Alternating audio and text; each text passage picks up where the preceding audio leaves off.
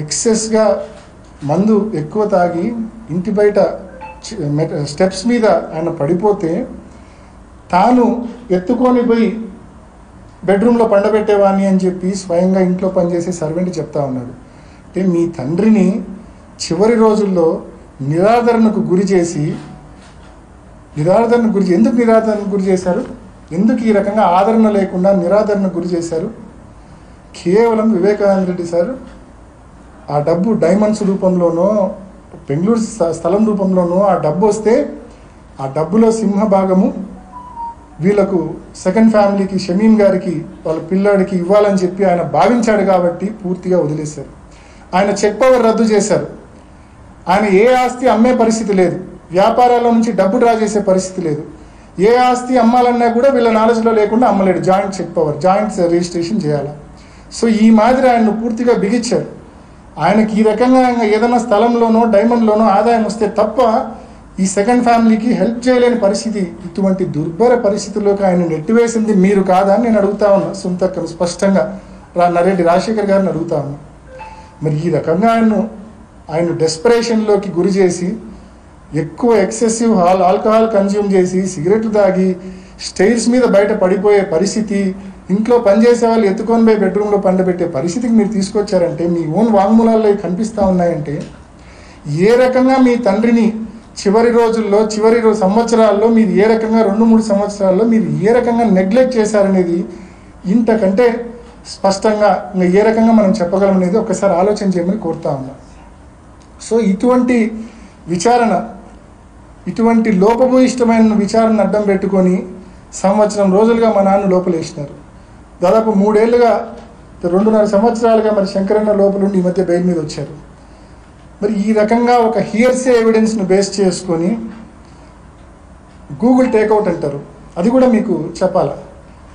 నిన్న ప్రెస్ మీట్లో నేను సహజంగా చూడను వీళ్ళ ప్రెస్ మీట్లు, నిన్నెందుకో చూసిన గూగుల్ టేక్అవుట్ గురించి మాట్లాడినారు.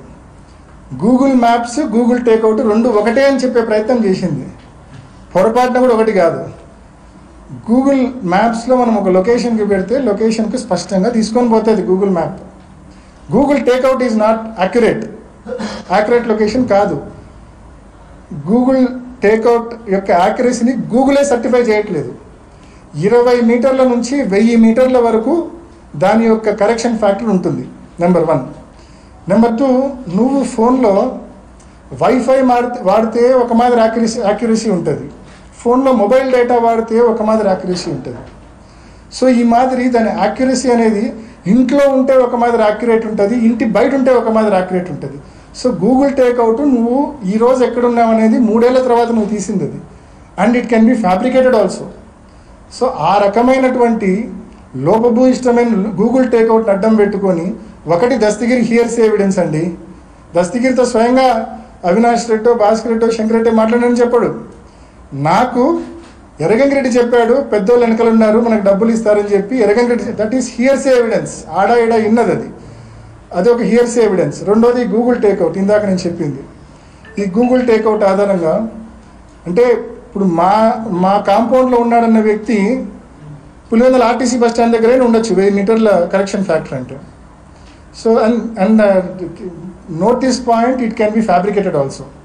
సో అటువంటి and 1 year back first IO ఉన్నప్పుడు ఇదే గూగుల్ టేక్అవుట్ సునీల్ యాదవ్ ఫోన్లో నుంచి చేసినారు 2 years బ్యాక్. ఆ రోజు ఏం లోపం కనిపించలేదు వీళ్ళకు. రామ్ సింగ్ సునీత కాంబినేషన్ కలిసినాకనే ఎందుకు లోపం కనిపిస్తూ ఉంది? రామ్ సింగ్ సునీతక్క కాంబినేషన్ కలిసినాకనే ఎందుకు లోపం కనిపిస్తూ ఉంది అంటే గూగుల్ టేక్అవుట్ను ఫ్యాబ్రికేట్ చేసినారా? పోనీ ఇది కూడా ఇంకొక ఉదాహరణ చెప్తా మీకు. ఇందాక 4-5 ఉదాహరణలు చెప్పా, ఇంకో ఉదాహరణ చెప్తా. గూగుల్ టేక్అవుట్ గురించి వాళ్ళు కోర్టులో కౌంటర్ వేస్తారు, వాళ్ళు కోర్టులో అఫిడవిట్ వేశారు. నేను కూడా గూగుల్ టేక్అవుట్ గురించి స్పష్టంగా వాళ్ళు బాగా నమ్మే వాళ్ళ అప్రూవర్ దస్తగిరి స్టేట్మెంట్కు ఈ గూగుల్ టేక్అవుట్కు వ్యత్యాసం ఉంది. వాళ్ళు ఏమంటారు, 2:30-3 వరకు ఈ తతంగం అంతా జరిగింది ఆ ఇంట్లో అని చెప్తారు. మధ్యలో 1:50కి మా ఇంటికి వచ్చినట్టు చెప్తారు. అంటే వాళ్ళ ఓన్ అప్రూవర్ స్టేట్మెంటే వీళ్ళ గూగుల్ టేక్అవుట్ థియరీని డిస్ప్యూట్ చేస్తూ ఉంది. సో ఈ అంశం మేము కోర్టులో నేను కౌంటర్ అఫిడవిట్ వేసినప్పుడు వెంటనే మళ్ళీ దానికి ఏం చెప్పారు తెలుసా? మీ అందరూ చూసి ఉంటారు. దాని కౌంటర్ మళ్ళీ సిబిఐ ఏమని వేసింది తెలుసా? లేదు మాది పొరపాటు, మేము కోర్టుకు సమర్పించింది. ఎందుకంటే వాళ్ళు పొరపాటును ఒప్పుకోలేదు అనుకోండి, వాళ్ళు అప్రూవర్ తీరి దస్తగిరి చెప్పిందంతా అబద్ధమని ఒప్పుకోవాల్సి వస్తుంది పొరపాటును ఒప్పుకోకుంటే. దాన్ని వాళ్ళు ఎలా కవరప్ చేసుకున్నారంటే, కోర్టులో కౌంటర్ ఏమని వేశారంటే, లేదు మేము ఏదైతే సమయం మెన్షన్ చేసినామో కోర్టుకు వేసిన అఫిడవిట్లో అది Greenwich mean time, GMT Greenwich mean time, దానికి ఇండియన్ స్టాండర్డ్ టైం ఐఎస్టీ గన చూపాలంటే గన ఒక 5.5 గంట యాడ్ చేయాలా అని చెప్పి వాళ్ళే కౌంటర్ వేసినారు కోర్టుకు. సిబిఐ కౌంటర్ వేసింది. అంటే వాళ్ళ అలిగేషన్స్ను వాళ్ళే తప్పు పట్టుకున్నారు. అంటే దానికి అది జిఎంటీకి ఐఎస్టీకి మధ్య 5.5 గంట వ్యత్యాసం ఉంది. సో ఆ 5.5 గంట వ్యత్యాసం నేపథ్యంలో ఇంకా టైమింగ్సే మారిపోతాయి పూర్తిగా.